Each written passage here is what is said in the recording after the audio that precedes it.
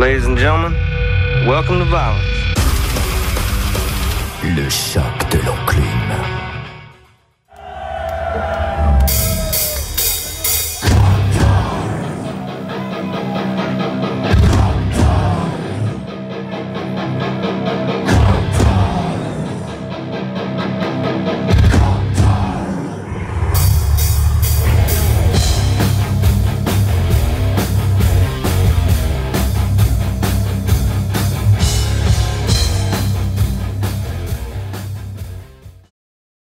Avec ce troisième album, Ah merde, il a fait off. Non, c'est bon, je suis.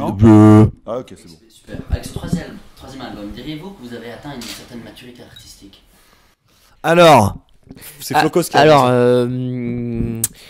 Alors, pourquoi pas, oui. Peut-être que ce troisième album peut-être représente en fait, bien ce qu'on moi, voilà, parce que j'ai une réponse qui me vient en tête Ouais. et qui pourrait rejoindre parce que ça te concerne. Il y a des morceaux sur cet album qui montrent clairement qu'on a atteint quand même une certaine maturité. C'est surtout dans les textes en fait, tu vois. Par exemple, des morceaux comme Pipi vs Caca ou E-Tron entre parenthèses Digital Caca. C'est des thèmes qu'on n'avait pas forcément beaucoup abordés sur les albums précédents. Ça nous faisait peur. Sur les albums précédents, ça nous faisait peur. En fait, on voulait pas trop aborder des sujets qui pourraient éventuellement être Des sujets plus graves, aussi sérieux que ça, ouais, quoi. ouais. Ouais. Voilà, et maintenant qu'on est un peu, faut se passer le micro. Maintenant qu'on a un peu grandi, on a plus d'armes pour défendre nos arguments. Si jamais, par exemple, on interview, on nous interroge sur le. Je suis pas vraiment d'accord. Enfin, moi, sur Objective, je faisais 1m85 et sur cet album-là, je fais 1m85 aussi. Oui, c'est vrai. Et on a grandi. On a grandi. On a un peu grandi, tu disais. Ok. C'est une excellente vanne, mais bon, c'est vous qui me dites. Bon, en parlant des termes, vous abordez la religion notamment sur le titre Jésus. On aborde vraiment la religion.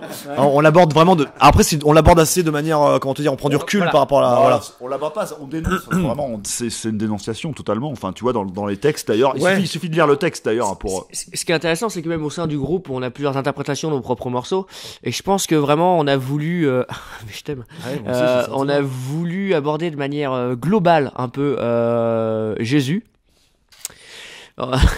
Et du coup, oui, proposer aux gens leur propre réflexion sur Jésus, avec des textes assez simples, qui c'est en fait une invitation à la curiosité, voilà. Bon, c'est illégal alors, non? Non, Ah non, pardon, je confonds.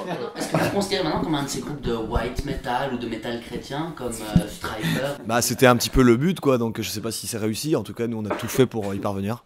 Moi, je suis pas pédagogue, hein. Moi, je suis normal. Hein. Oh là non, moi, les pédagogues, ça, c'est les gens qui c'est les gens qui enculent les enfants, ça. Non. Pour moi, c'est juste pour ça. Non, les pédagogues, non, on n'est pas comme ça, nous. On n'est pas. Non. Non, Ça pas moi. fait penser au truc de tout à l'heure, là, avec le. On a fait un truc sur internet dégueulasse, non? Le mec qui se téléporte dans le temps pour. Ah oui, pour violer lui-même. non, pas pour se violer lui-même. Pour aller violer, il prend Jésus dans la crèche et puis. Ouais, bon, Bon, je t'expliquerai. Non. Tout ça pour dire qu'effectivement, pour moi, Jésus, c'est une chanson satanique, clairement. Et c'est vrai que c'est pas le cas pour tous les membres du groupe, donc bon. Une interprétation. C'est une interprétation du texte que j'ai, vraiment. Exact. Je change de chanson sur Super Sex, vous liez les thèmes de la société de consommation et du sexe. Une démarche qui m'évoque un peu les écrits de Welbeck. Est-ce que vous vous inscrivez dans son héritage? Pour moi, clairement, Super Sex, c'est une chanson satanique. Chaque fois. C'est bien parce qu'en plus, là, je me rends compte qu'on parle que de morceaux qu'on joue bien pas en concert. Ça fait plaisir. Non, mais c'est très intéressant que tu abordes Welbeck, parce que nous on est assez familier de l'œuvre de Welbeck en général, et en fait effectivement on a traité l'angle du sexe et de l'exploitation dans une chanson, mais j'estime que nous on a réussi à trouver un angle plus optimiste que Michel Houellebecq. Voilà. En quelque Ouais. sorte. Une Finalement, dichotomie. Voilà, j'estime que finalement des artistes comme Michel Houellebecq et des artistes comme Ultra Vomit, c'est bien qu'il y ait les deux pour avoir deux angles différents d'un sujet sociétal. Tout à fait, ouais. C'est une dichotomie. Pour niveau dichotomie. Pour moi, c'est plus le sexe selon l'angle de la dystopie, en fait. Pour moi, c'est l'interprétation que j'ai du texte, quelque part. Et tu fais bien de citer Houellebecq, parce qu'apparemment, apparemment, mon style littéraire se rapproche grandement de Houellebecq. Tranquillement, peinard. Dixit Michel. Ouais, Michel Martin. Michel Martin, donc qui était prof de lettres et qui donc m'a intronisé un petit peu à Houellebecq en disant que voilà, j'écrivais notamment le mot le, comme lui. Exactement. C'est une dichotomie. Alors, on change de sujet. Allemand, japonais, anglais.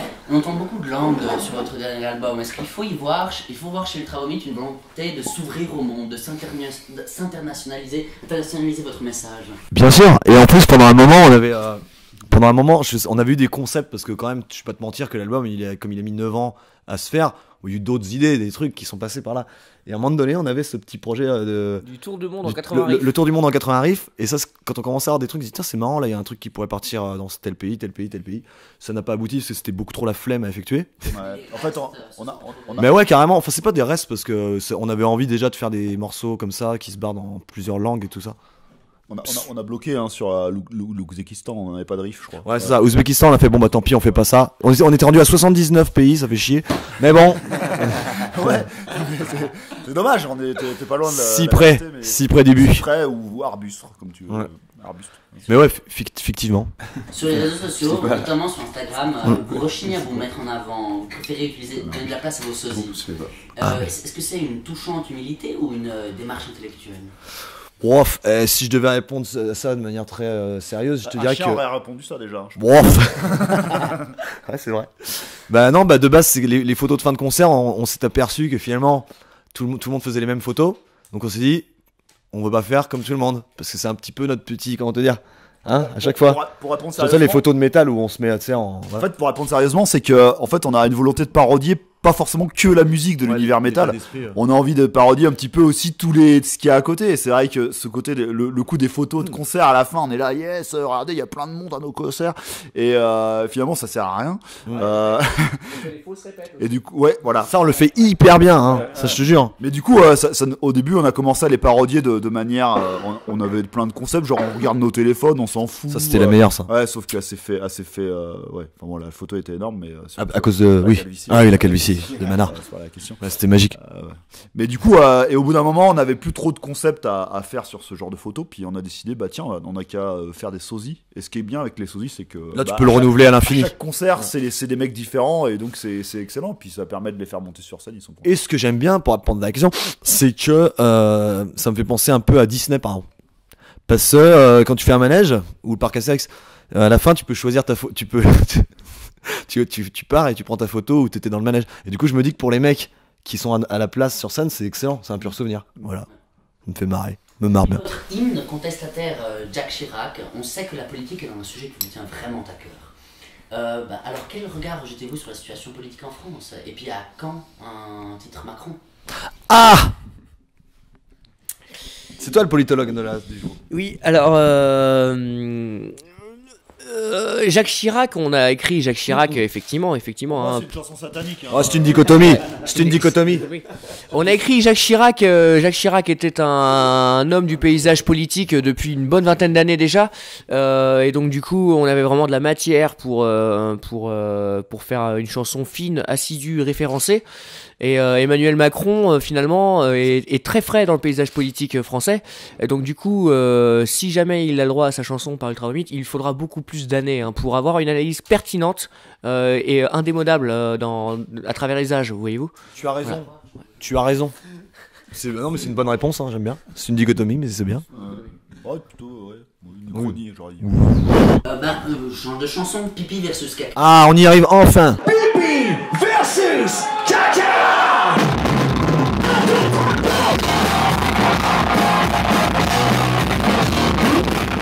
Là aussi, on avait matière sur ce morceau. Matière bien fécale, ouais.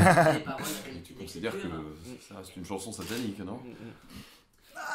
Oui, paganiste. Une métaphore de l'universalité de la nature humaine. Dans le sens, même si on est tous différents, comme le pipi et le caca, on reste les mêmes. Mais- Porte notre orientation. Moi, ce qui m'intéresse, avant toute chose, et qu'on soit bien d'accord, le pipi et le caca, on a de cesse d'opposer finalement ces deux substances, qui finalement, au départ, sont une même, voilà, c'est la même chose, quoi. Hein. Finalement, C'est la chanson veut dire quoi? Comme tu l'as, en fait, c'est ce qui est un petit peu pénible avec toi, c'est que tu fais les réponses dans ta question. Mais très flatteur. Quel enculé. Et non, et en fait, je dirais que cette chanson Pipi versus Caca, je vais pas vous mentir, c'est moi qui l'ai écrit. Mais c'est un peu finalement une variation du grand astrologue Hubert Reeves, c'est que nous sommes tous des poussières d'étoiles, les fils des étoiles, et que finalement pipi, caca, jute, mouille, crotte de nez, vomi, Voilà. tout ça c'est la même chose. Nous venons tous voilà. du même magma primordial qui s'est découplé à la lumière. Je suis un Il y cousin. a quelques 12 milliards d'années. Voilà, oui, effectivement, il fait une grande universalité. Voilà, merci. Je suis un cousin très éloigné de cet écran plat, par exemple. Tu peux me présenter parce que je suis fan de lui. Si je me peignais.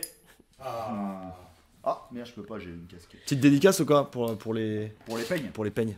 Si vous savez pas Les quoi peignes, faire les pour peignes vous de peigner. Jean-Marie. Non, c'est quoi? Ah oui.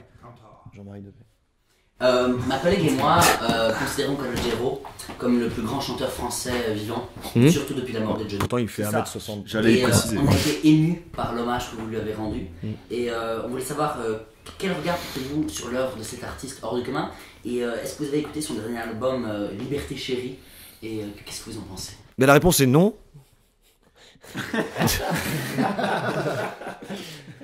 Oui, la réponse est. En fait, je crois quand même que tu nous as tendu la perche. Tu t'attendais à cette réponse. T'espérais une autre réponse, mais la réponse est non. Mais alors, je suis peut-être pas à la page, mais Johnny Hallyday est mort. France Gall, chaud. Ouais, attention, France Gall est morte et peut-être, je sais pas, Peut-être hommage. peut-être un hommage. ce Peut-être soir, un hommage ce soir. Peut-être. Parce qu'il y a des fans de France Gall là. Il y a des fans de France Gall, il paraît par ici. Et Calogero, moi je vais pas te mentir. Honnêtement, franchement, je connais pas trop bien. Non, bah non, c'est vrai qu'à part Face à la mer finalement, et en apesanteur. Si, on a peu d'entendre. Ouais, on connaît pas beaucoup, mais ça a le mérite d'exister. Franchement, je suis pas. Ouais, je sais pas. Ouais. Toi, il y a des artistes comme ça où directement tu sais que c'est de la merde, hein, genre Jules, tout ça. Oh, tu es sévère quand Oh, même. je suis sévère. Attends, Wesh alors, c'est quand même un titre vraiment puissant. C'est vrai, c'est Vraiment vrai. puissant. Il y a... Mais non, Calogero, on connaît pas plus que ça, mais. Non, voilà. finalement, Calogero, peut-être une réponse simple et tout, c'est qu'on s'en contrebranle, sans jugement. Hein, et c'était un petit tube vite fait qui passait aux radio, et c'est bien entendu l'angle de Gojira qui nous a intéressés dans cette production. C'est vu avec le jeu de mots, tout simplement. C'est vrai. Et un riff qui s'y prêtait finalement.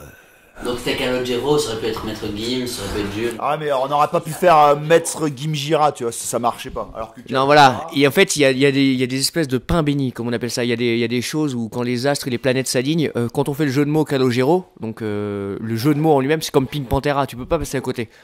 C'est comme si le monde, le cosmos se disait, cette vanne, elle t'est dédiée, quoi.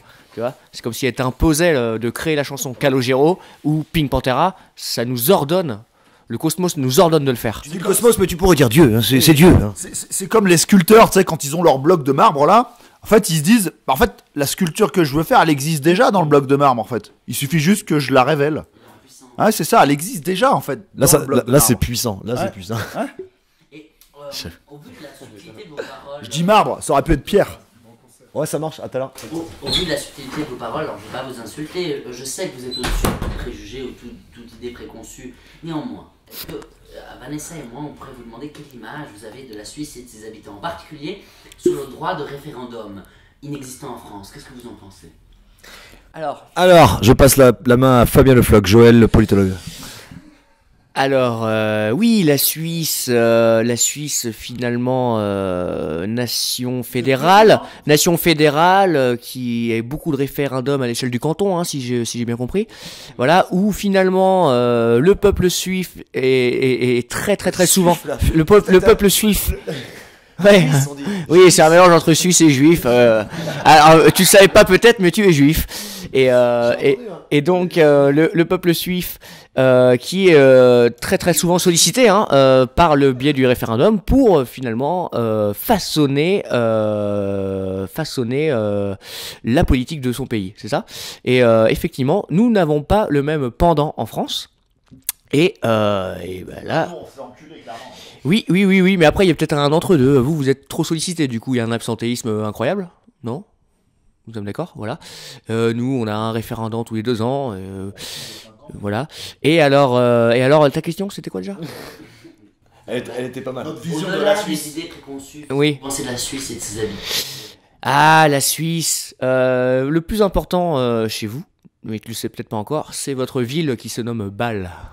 Voilà, puisque finalement, la Suisse, alors oui, les référendums par canton, les États fédérés, les États fédérés, oui, les montres suisses, oui, l'or des Juifs, oui, tout ça. Non, le plus important, c'est votre ville qui s'appelle Bâle, puisque finalement en France, elle nous permet de faire un jeu de mots tout le temps, au moins 3 fois par jour. Oui, ça tend un trou de balle, mais c'est Ouais, pas ça. non, c'est que en fait, j'y vais à balle, On est à balle, quoi.